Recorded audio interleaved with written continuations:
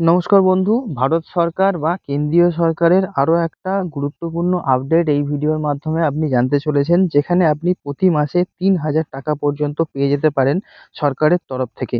এবং তার জন্য আপনার দরকার পড়বে একটি কার্ড, এবং কি সেই কার্ড আপনি এই ভিডিওর মাধ্যমে জেনে নিন। এবং আপনি এই ডিটেলস আপনি জানতে পারবেন যে এই যদি কার্ড আপনার কাছে থাকে, তাহলে এই কার্ডের ব্যবহার করে আপনি কিভাবে ৩,০০০ টাকা পর্যন্ত পেয়ে যাবেন।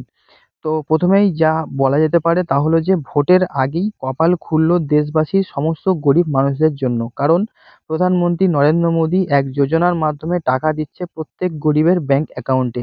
এবং আপনি কত টাকা পাবেন, টাকাটির কথা ঘোষণা করা হয়েছে যে ৩,০০০ টাকা করে প্রত্যেক আবেদনকারী পেয়ে যাবেন। টাকা পাওয়ার জন্য কোনো ঝক্কি আপনাকে পোহাতে হবে না, কেবলমাত্র একবার আবেদন করলে প্রতি মাসে পেনশন হিসেবে এই টাকাটি আপনি আপনার ব্যাংক অ্যাকাউন্টে পেয়ে যাবেন। শুধু প্রমাণ হিসেবে লাগবে একটি নথি, অর্থাৎ আপনার একটি ডকুমেন্ট প্রয়োজন রয়েছে। আপনিও যদি প্রতি মাসে ঘরে বসে ৩,০০০ টাকা পেনশন পেতে চান, তবে দেরি না করে এই ভিডিওর মাধ্যমে বিস্তারিত জেনে নিন, এবং পুরো ডিটেলসে জানার জন্য ভিডিওটি স্কিপ না করে পুরোটা দেখবেন।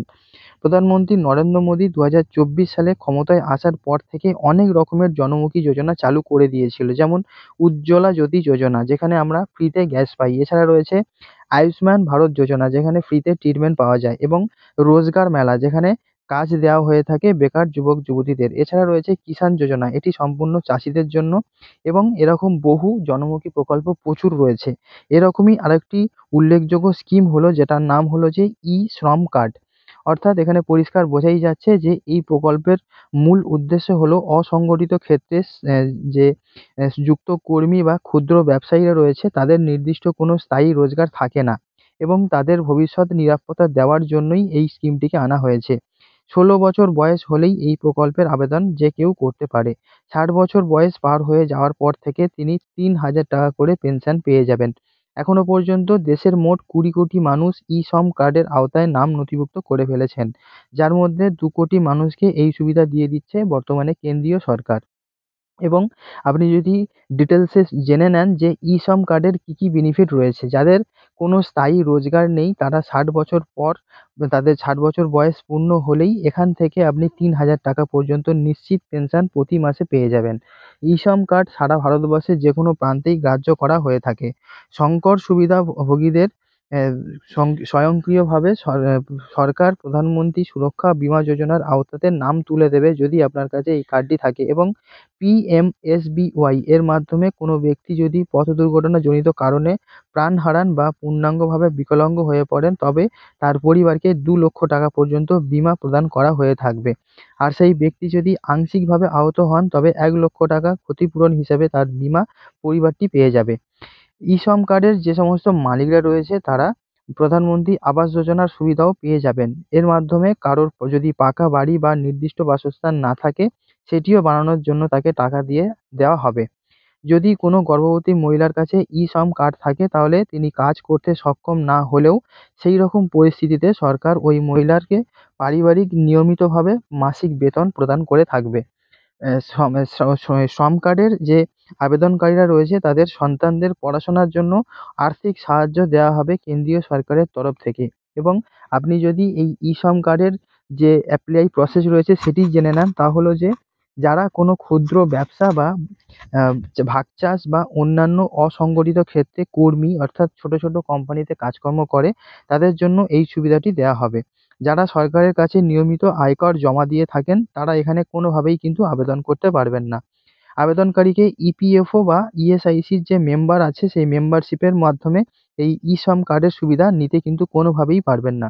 অর্থাৎ পরিষ্কারভাবেই বোঝা যাচ্ছে যে ইপিএফও অর্থাৎ এমপ্লয়িজ প্রভিডেন্ট ফান্ড অর্গানাইজেশন, এবং ইএসআইসি অর্থাৎ এমপ্লয়িজ স্টেট ইন্স্যুরেন্স কর্পোরেশন, এই যে দুটো বিভাগ রয়েছে, এখানে যদি আপনাদের নাম নথিভুক্ত থাকে, অর্থাৎ পিএফ এর টাকা আপনার জমছে, আপনি পিএফ এর উপভোক্তা, এবং আপনার ইএসআই কার্ড আছে, আপনি চিকিৎসার জন্য সেই সুবিধাগুলো পেয়ে থাকেন, তাহলে আপনি শ্রম কার্ডের জন্য কোনোভাবেই কিন্তু আবেদন করতে পারবেন না। এবং সর্বনিম্ন ১৬ থেকে শুরু করে সর্বোচ্চ ৫৯ বছর বয়সী ব্যক্তিরা আবেদন এখানে আপনি করতে পারবেন। এছাড়া যে সমস্ত ডকুমেন্টগুলো দরকার পড়ে যদি আপনি এই কার্ডটি আবেদন করতে চান, তাহলে তা হলো যে আধার কার্ড, এবং ১ কপি সাম্প্রতিক রঙিন পাসপোর্ট সাইজের ফটো লাগবে। যদি আপনার প্যান কার্ড থাকে, তাহলে আপনি তার জেরক্স কপি দেবেন। ব্যাঙ্ক অ্যাকাউন্টের বিবরণ দেবেন এবং অবশ্যই আপনার ব্যাংকের যে ডিটেলস রয়েছে বা আপনার ব্যাংকের যে অ্যাকাউন্ট রয়েছে সেটি অবশ্যই ব্যাংকে গিয়ে কেওয়াইসি করিয়ে নেবেন এবং আপনার লাগবে মোবাইল নাম্বার, যেটি অ্যাক্টিভ হতে হবে। এছাড়া আপনি এই যে ই-শ্রম কার্ড রয়েছে সেটি অনলাইনেও আবেদন করতে পারেন। তা হলো যে প্রথমে আপনাকে ই-শ্রম কার্ডের যে অফিসিয়াল ওয়েবসাইট আছে সেটা ভিজিট করতে হবে।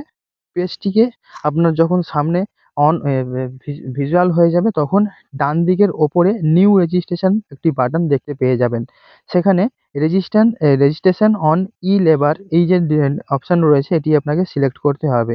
এরপর আপনার মোবাইল নম্বর এন্টার করার পর যেখানে আধার নম্বর লিঙ্ক থাকতে হবে, অর্থাৎ আপনাকে মাথায় রাখতে হবে যে আপনার আধার কার্ডের সঙ্গে যে মোবাইল নাম্বারটি লিঙ্ক রয়েছে আপনাকে সেই নাম্বারটি এখানে ইউজ করতে হবে যাতে সুবিধা হয়। তারপর আপনার ফোনে একটি ওটিপি আসবে এবং সেখানে আপনি লেখা দেখতে পাবেন যে সেন্ড ওটিপি। এই লেখাতে ক্লিক করলে আপনার কাছে ওটিপি চলে আসবে এবং সাবমিট লেখাটা যদি আপনি একবার টাচ করে দেন তাহলে একটি নতুন পেজ খুলবে এবং এখানে আপনি একটি আবেদনপত্র দেখতে পাবেন। সেটাকে আপনার ব্যক্তিগত যে ডিটেলস রয়েছে এবং কাজের ও ব্যাংকের বিবরণ আপনি দেখতে পাবেন, সেটি আপনি সঠিকভাবে লিখবেন। এছাড়া সব শেষে আপনাকে সাবমিট একটি বাটন দেখতে পাবেন এবং সেটি করলে আপনার আবেদনটি পুরোপুরিভাবে কমপ্লিট হয়ে যাবে এবং আপনাদের যদি এই কার্ড না থাকে তাহলে আপনারা অনলাইনের মাধ্যমে আবেদন করতে পারেন এবং যে ওয়েবসাইটের কথা বলা হয়েছে এই ওয়েবসাইট ভিজিট করে আপনি এই কার্ডটিকে বানিয়ে নিতে পারেন। তো বন্ধু, এই যে ই-শ্রম কার্ড আছে এটি খুবই হেল্পফুল আছে।